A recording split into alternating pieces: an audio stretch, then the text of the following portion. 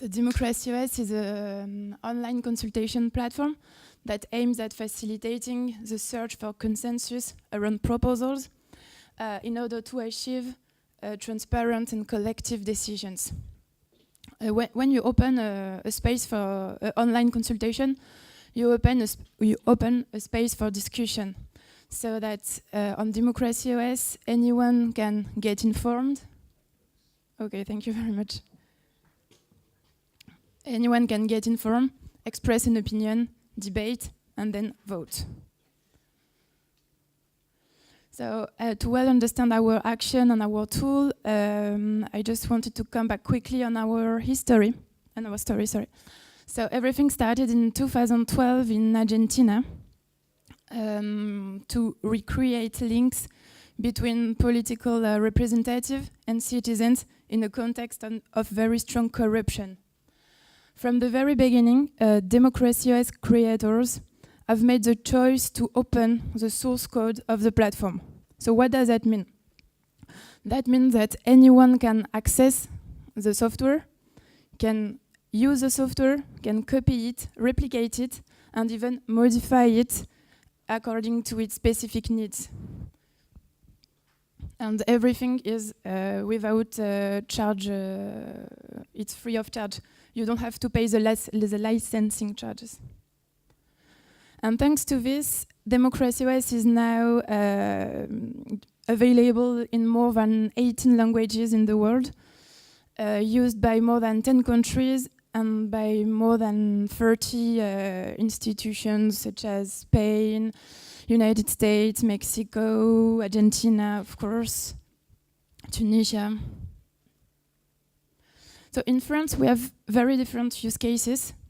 Among the actors that use Democracy OS, you have governments and administrations. We also have territories, such as cities, elected representatives that want to keep link with the citizens, parliamentary candidates that want to build their political program on the platform, also informal groups that use it for their own governance, to make collective decisions. And then also associations and NGOs. One question is, how do we work with all these actors? How do we interact with all these actors? So we are an association of volunteers that provide the software under this open source license. And we are gathering around us a community that supports the software, that made it growing and existing. And around us, there are companies, for example, that provide service around the platform when, for example, specific actors, maybe a city, wants to be accompanied in its consultation process for methodology, for animating the consultation. But the tool is open and free. What is important with open source for us is that any improvement that is made on the platform by anyone then has to be given back to the community, to the common pot. And after this, anyone can use this new feature and for its needs too. So why do we do this? We do all this because we want to contribute positively sorry, to the democratic renewal. We want to create more direct democracy. We want to help institutions to have a digital transformation towards more participation, and everything because we want that citizens be empowered. We want that they have more power in their hands to be part of the decision-making processes, and also to build collaboratively with their representative the policies that will impact their daily lives. So today I would like to share with you some questions, to open some topics that we have in Democracy OS, but also with many open source actors in France. Because if you look at participation rates, we realize that civic tech are at their very beginning. And there are many reasons for this. First of all, digital divide, as you said. Many citizens don't have access to internet, so digital divide prevents many of them from participating in consultations. Also, I think that the tools offer is so wide. There are so many initiatives, so many projects, that it's very difficult for citizens to know what used and which software can be used for a specific need. I think it's very complicated. Also, there is a lack of information towards citizens about this initiative. People are not trained to use them. And when you look at in France, I think that most of the citizens don't even know that our last digital law, that is very recent, has been built collaboratively on a consultation platform. And the last point is credibility. I think that maybe it's personal, but I think that too many politicians use these initiatives, these tools, for their image, for communication purposes. And this is a problem, because they don't give enough resources to develop real participation. Sorry. So I think that we civic text initiatives have a common challenge to address, and is to build that trust again, because citizens don't trust civic text. So the good news is that we are working on it, and we have some proposals, some solutions. First of all, I think that we should not skip steps. By this I mean that we should mix online and in real life moment. I think that we won't revolutionize the democracy by providing online tools, because in real life moment, face-to-face discussion are still very important for people, and very people are not trained to use the online platform. And on the other side, online platforms are interesting because they are comfortable, they are permanent, you can access at any moment of the day, and also they can include citizens that are not beyond geographical frontiers. So I think that for the moment we should mix always the two approaches. Second point is going beyond the tool. What we want to say with this is that we want that civic text ask any actor that want to launch a consultation, that want to open a consultation, to take strong commitments towards citizens on how far they will take into account the voice of the citizens. This is the first point. Second point is to provide enough resources, because if you just provide a tool, we can just provide a CD, a tool. Okay, it's open, take it, use it, but nothing will happen, nothing. They have to organize meetings, they have to communicate, they have to go in schools, they have to do many things around the consultation, and this is mean providing resources. And after this, the last point is to develop a strong and permanent and long-term methodology around the consultation. And last but not least, we think that it's fundamental to make the action of civic tech sustainable in the future, to build digital commons. Because of, well, I will explain. First of all, what is a digital common? A digital common is a shared resources built collaboratively by many actors, by different actors, that share or not common objectives, and that can after be used by anyone needs it. At Democracy West, we think that it's very, very fundamental, because I think that these digital commons will give the trust again to citizens. The trust I was talking previously. I think that common digital commons give enough transparency, give enough guarantees in terms of sincerity to the citizens. And also because democracy is not a business. I mean, if a city is interesting by another city that had experienced a consultation. So, wow, this is great. They built collaboratively the policies. I want to do the same. And then what? They will have to pay again to access the tool. We are talking about public money, so I think this is not possible. So we have to share the cost, we have to share the resources. And this is our vision in Democracy OS on how to build digital commons. First of all, I think it's fundamental to use free and open source software. The source codes of civic tools have to be open.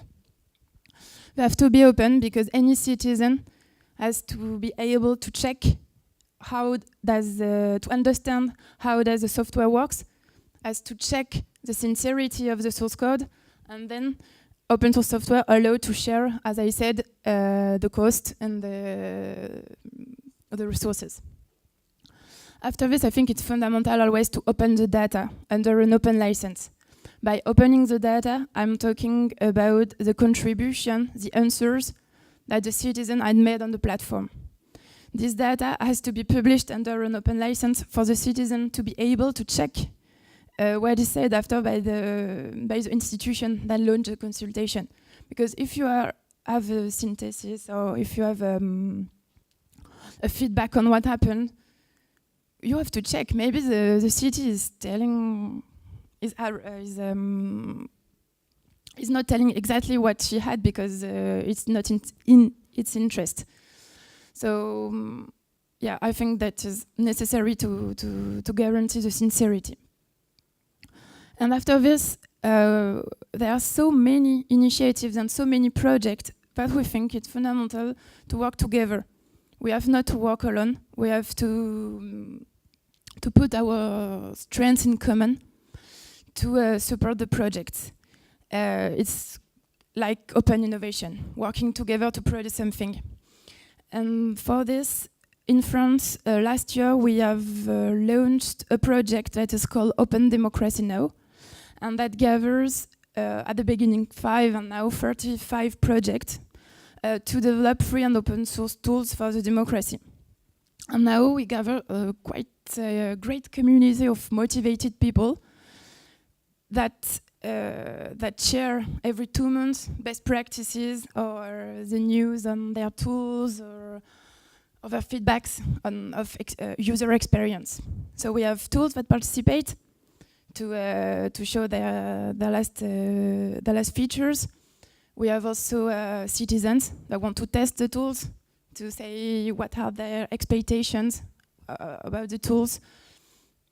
And also we have institutions now that come. At the beginning, no, but now institutions want to participate and they learn what the citizens are expected, but we also learn how do they work, what are their barriers, how to deblock this.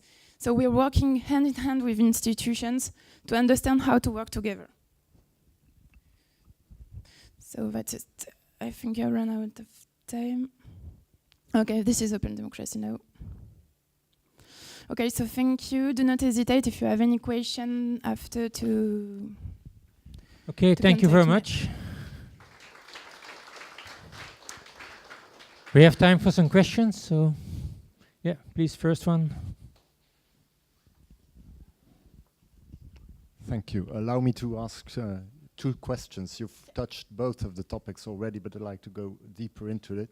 The first is the people who are not connected, which is of course important, not to bias even more the balance of power between the connected and the not connected. Do you have my question is, do you have an idea of the socio-economic profile of the people who use your platform?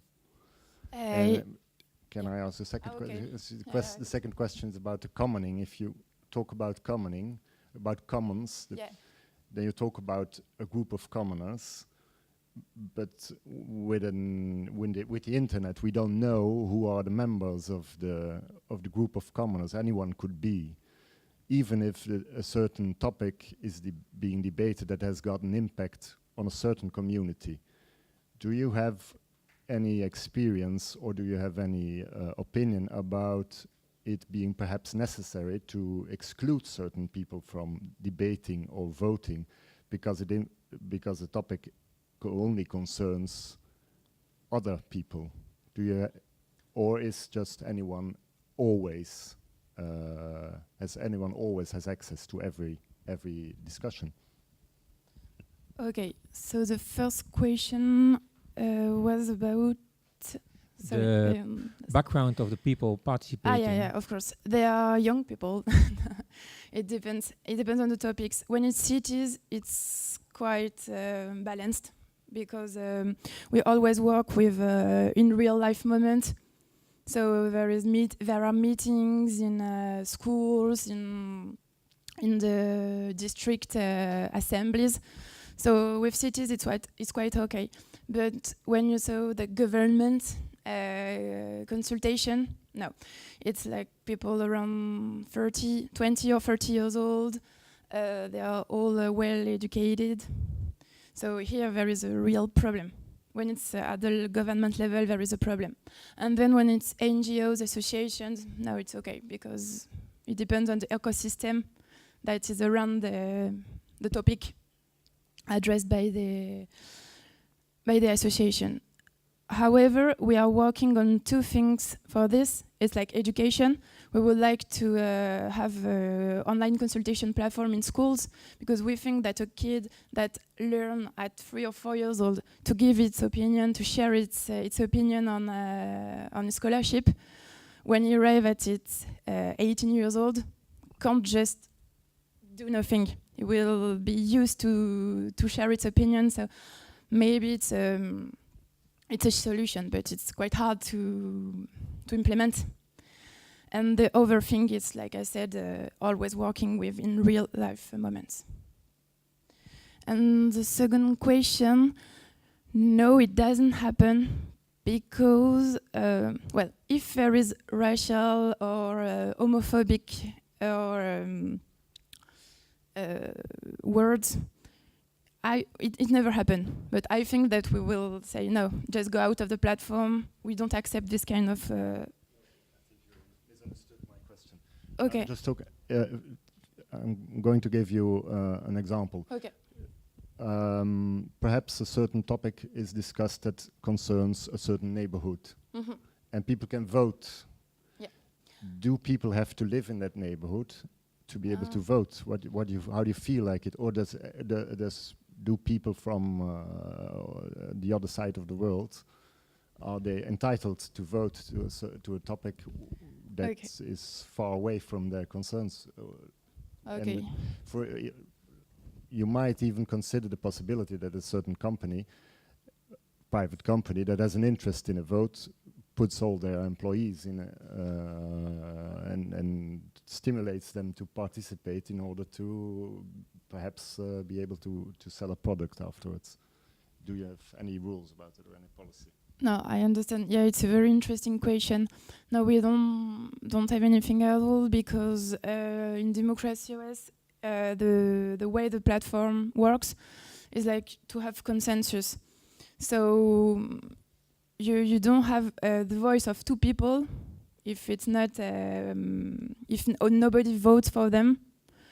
The commentary will remain at the bottom of the platform, and the proposal that receive most vote will go up.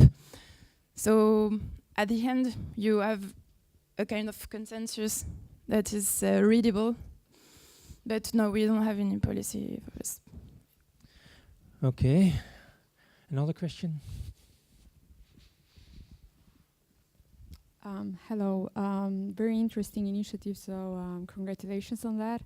The question that I have is mostly related to the fact that these new tools of enabling citizens' participation online, they are just created recently, so I imagine the participation also is not very high. And what are you doing to consider citizens to engage more, or how are you sensibilizing them, and how are you working towards that? And also for those citizens who are not so updated with technology, how are you helping them to be upgraded with the use of technology in this regard? So in the sense that your target groups goes more from young people to other generations as well, which are have an important voice in society, I guess, to give their opinion. Thank you.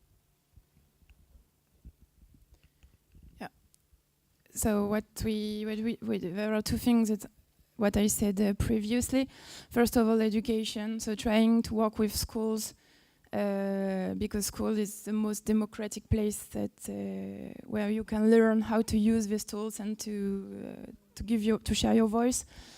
And the second thing, it's because we just provide a tool.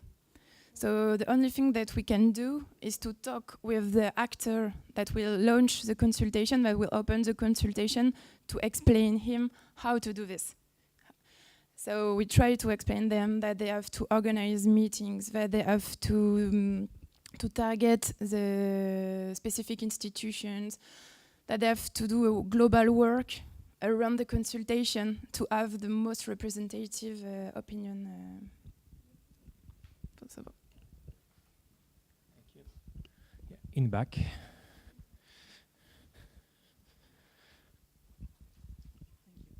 I'm an activist, not maybe in Informatica, but I'm an activist. Okay. And it's a reflection here, apart. But for me, school is not a democratic place. But if you make democracy in school, you make me happy, of course.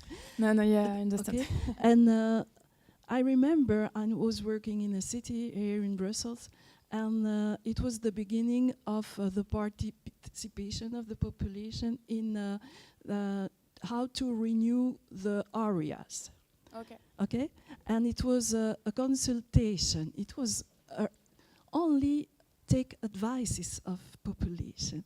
Okay. And I would like to know if you have different kinds of experiments when you can say there it was consultation, there it was cooperation, and there we have made, maybe in Citizen Lab also, there we can say that we have made one collaborative political work.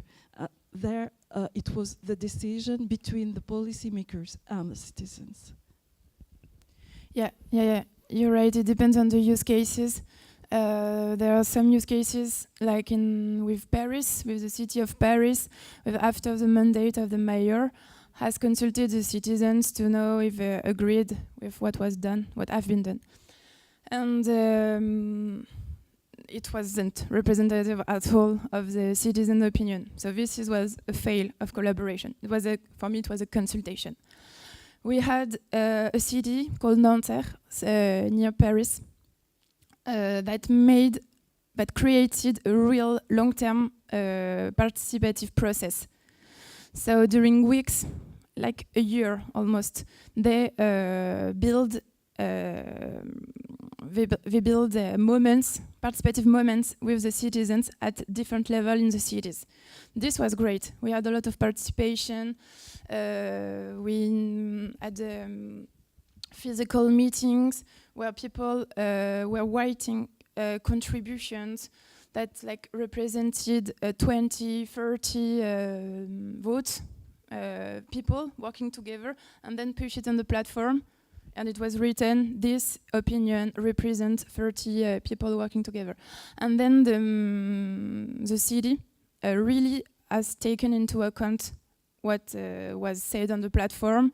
So this is why it's still going on and it's still working, because people trust their city, trust the participative dispositif, so it works.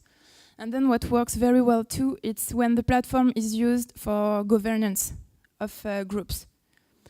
For example, associations that use it to take decisions, collective decisions with their member, but also with the community that is around them. This is worked very, very well. And they sometimes build a document collaboratively like this, with stronger commitments. And it lasts sometimes months to do this, but at the end there is something that is widely adopted, broadly adopted.